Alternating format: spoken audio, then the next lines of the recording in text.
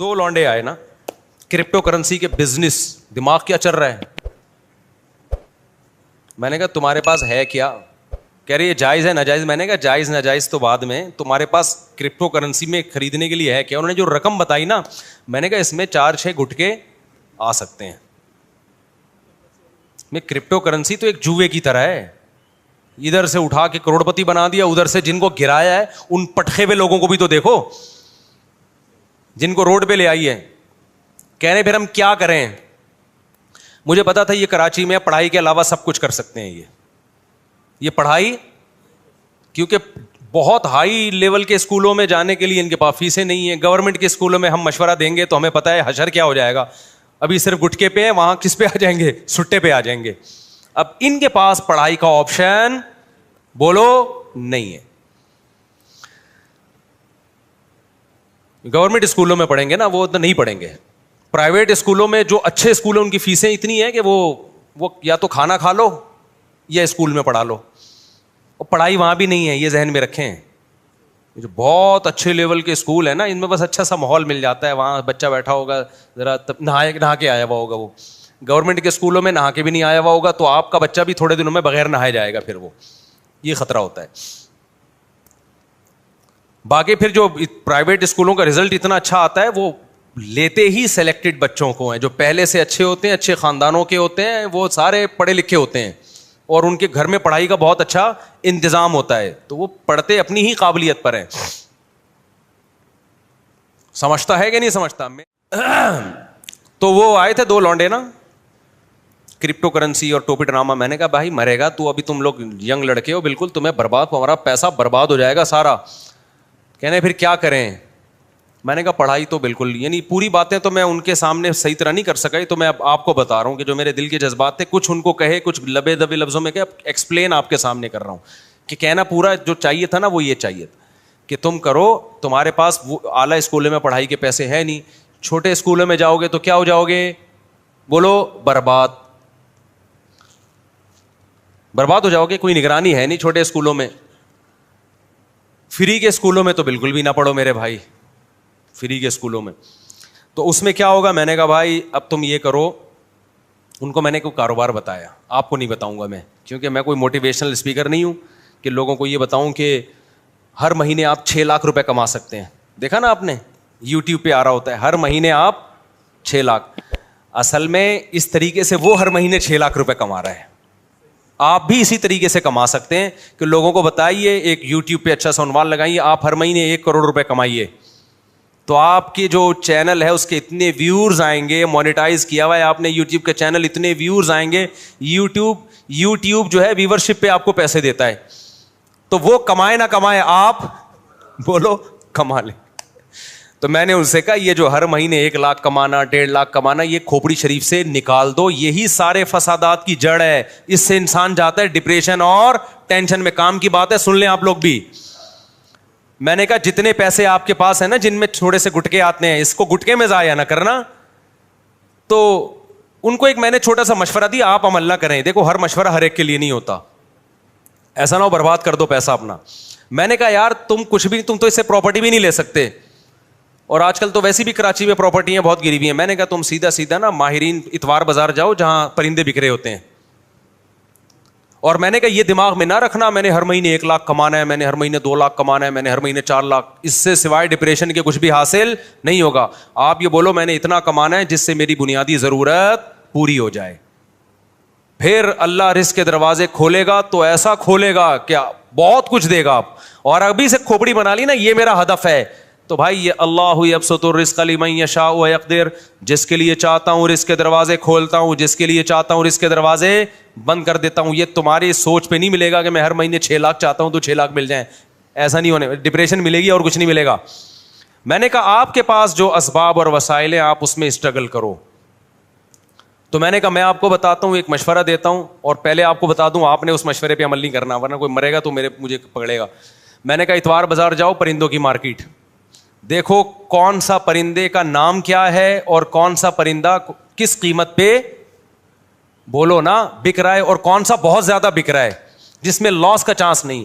1 مہینہ یہی کام کرو, جا کے بازار میں بیٹھ جاؤ, بس سمجھو اس کے بعد میں نے کہا آپ کو مارکیٹ میں نا 1 مہینے میں اندازہ ہو جائے گا کہ یہ پیرٹس یا یہ برڈ ایسا برڈ ہے کہ اس کو خریدنے میں انویسٹمنٹ کم ہے اور پروفٹ تھوڑا ہے لیکن یقینی ہے.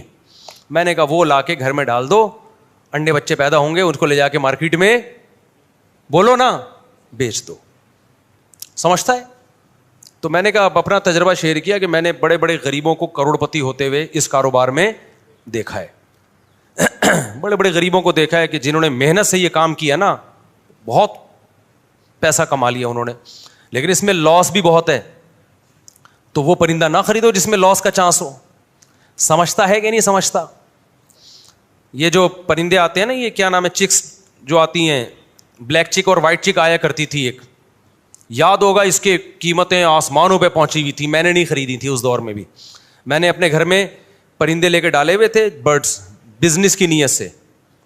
وہ سستے والے پرندے ڈالے ہوئے تھے, بہت زیادہ پیدا ہوتے تھے.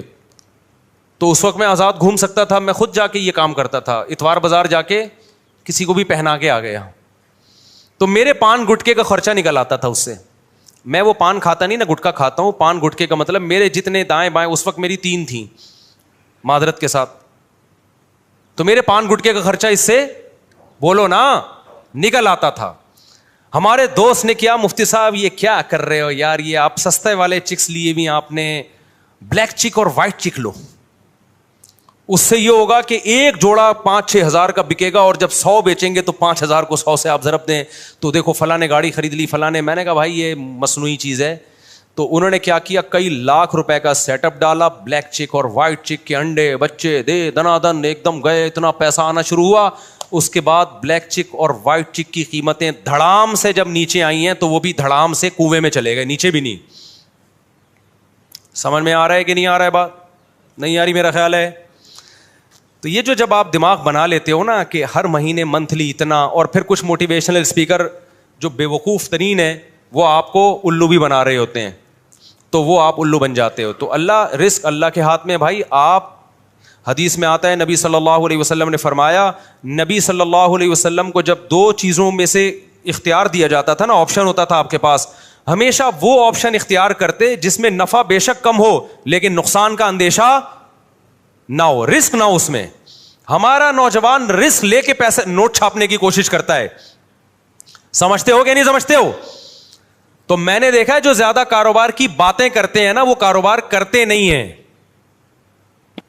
اور جو کرتے ہیں وہ باتیں نہیں کرتے, وہ مارکیٹ میں جا کے بیٹھ جاتے ہیں. میں نے ایسے ایسے لوگوں کو دیکھا ہے, تھوڑے تھوڑے پیسوں پہ انہوں نے بزنس کیا اور اللہ نے کروڑ پتی بنا دیا. اچھا, وہ 2 لونڈے آئے تھے کراچی کے, وہ یہ بھی پوچھ رہے تھے, مجھ صاحب ہم بڑی انویسٹمنٹ کے لیے ادھار لینا چاہتے ہیں کسی سے, تو ہم چاہتے ہیں کہ ادھار. میں نے کہا یہ حماقت کبھی نہ کرنا, جتنے پیسے تمہاری جیب میں ہے اس سے شروع کرو, ادھار کبھی بھی بولو مت لو, ورنہ یہ ہوگا کہ ایک نئی ٹینشن کھڑی ہو جائے گی. اپنے پیسوں سے جو کام ہوتا ہے وہ محنت کے ساتھ ہوتا ہے, دوسروں کے پیسوں سے جو کام ہوتا ہے میرے بھائی اس میں فری پھوکٹ کے پیسے ملتے ہیں, اس میں کام نہیں ہوتا. جب اپنے پیسوں سے ہوگا نا کہ یہ میرے گٹکے کے پیسے تھے, آج میں گٹکا بچا کے نہیں کھا رہا, گٹکا تڑپ رہی ہے جان, وہ جب انویسٹ کرے گا تو 100 دفعہ سوچے گا, ایسا نہ ہو کہ کل یہ گٹکا بھی جائے, اس سے بھی جاؤں میں.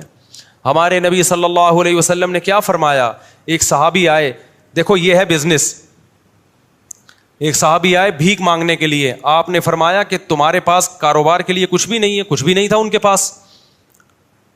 یہ جو میں نے اس بندے 2 لونڈے لپاڑوں کو مشورہ دیا یہ اسی حدیث سے اخذ ہے. تو آپ نے فرمایا, نبی صلی اللہ علیہ وسلم نے, جو کچھ گھر میں ہے لے آؤ. آپ نے یہ تھوڑی فرمایا کہ ایسا کرو, بزنس کے لیے انویسٹمنٹ چاہیے, انویسٹمنٹ کے لیے پیسہ چاہیے, پیسے کے لیے وسیم بھائی چاہیے جو تمہیں ادھار دے دیں. یار کیا ہو گیا بھائی, اتنی اہم بات کر رہا ہوں آپ سے, یہ باتیں آپ کو بہت سے لوگ اور بھی بتا دیں گے. اکثر لوگ کہہ رہے ہیں یہ باتیں آپ کو میرے علاوہ کوئی نہیں بتائے گا, لیکن میں دیکھا ہے کہ جو یہ باتیں کر رہا ہوتا ہے نا وہ پھر بہت بڑی پھینک رہا ہوتا ہے. تو یہ باتیں آپ کو اور بھی لوگ بتا دیں گے جو میں بتا رہا ہوں. بعض ڈاکٹر کہہ رہے ہوتے ہیں نا یہ بات آپ کو کوئی نہیں بتائے گا میرے علاوہ, بعض مذہبی اسکالر کہہ رہے ہوتے ہیں میرے علاوہ یہ کوئی نہیں بتائے گا. میں کہتا ہوں میرے علاوہ اور بھی بہت سے لوگ آپ کو انشاءاللہ بتا دیں گے.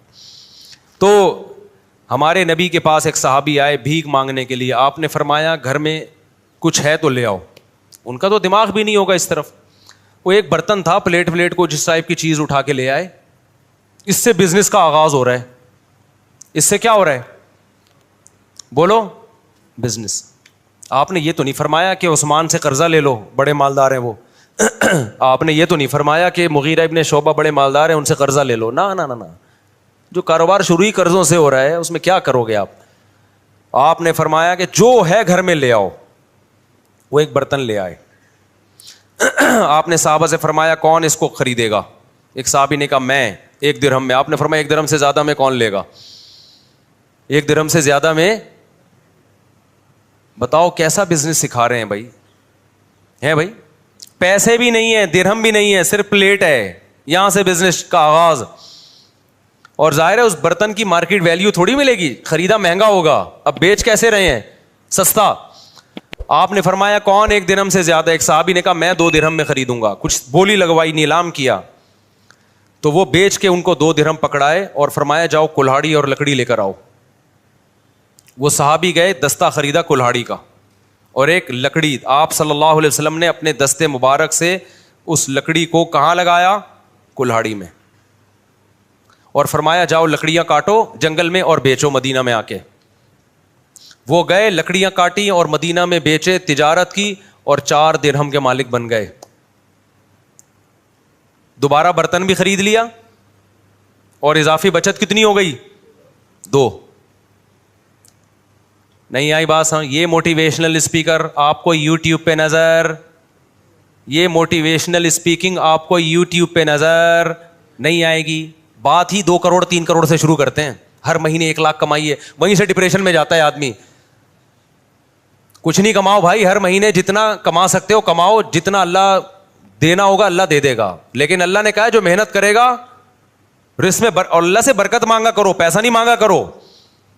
1 کروڑ جو بے برکتی والا ہو اس میں انسان رو رہا ہوتا ہے، اور جو کینو مالٹے کی ٹھیلا جو وہ غریب لگا رہا تھا اس میں برکت ہے، تو اس مالٹے کے ٹھیلوں میں کیا ہوتا ہے؟ خوش ہوتا ہے وہ. تو یہ جو پیسہ کمانے کا طریقہ تمہیں سکھا رہے ہیں نا، یہ تمہیں ڈپریشن کا مریض بنا رہے ہیں میرے بھائی، ڈپریشن کا مریض بنا رہے ہیں. ان کے پاس جیسے وہ نجومی بیچ رہا ہوتا ہے نا، منجن نجومیوں کو دیکھا ہے نا بیٹھے ہوتے ہیں، وہ تمہیں الو کیوں بنا رہا ہے؟ اس کے پاس خود بیچارے کا پیسہ نہیں ہے، وہ خود پیسہ نہیں کما سکتا، وہ تمہیں الو بنا کے. روحانی عامل دیکھ لو یار، جب نجومی کے بجائے روحانی عاملوں کی ہمارے پاس مثال ہے تو ہم کسی اور کی مثال. روحانی عامل تمہارے مسائل کیسے حل کرے گا؟ وہ تو خود دکان کھول کے اس لیے بیٹھا ہے کہ غربت کا ستایا ہوا، اس کے اپنے مسائل حل نہیں ہو رہے. اس نے کہا چلو روحانی ٹوپی ڈرامے شروع کرو اور نوٹ چھاپو. تو آپ کے پاس اگر پیسہ نہیں آ رہا، روحانی عامل سے تعویذ مت لو. آپ خود روحانی عامل بن کے لوگوں کو تعویذ دینا شروع کر دو، پیسہ بھاگے گا آپ کی طرف. سمجھتے ہو؟ تو وہ خود یہ طریقہ اختیار کر رہا ہے. اسی طرح جب کوئی یوٹیوب پہ دیکھو 1 کروڑ روپے کمائیے ہر مہینے یہ کریں، تو بجائے اس کو کچھ اس میں صحیح بھی ہوتے ہیں، وہ لیبل اس لیے ایسا لگاتے ہیں لوگ اٹریکٹ ہوں، باقی اندر تمیز کی بات ہی ہوتی ہے اس میں. میں ساروں کو غلط نہیں کہہ رہا، کچھ صحیح بھی ہوتے ہیں جو واقعی ایک میچور طریقے سے آپ کو سمجھا رہے ہوتے ہیں.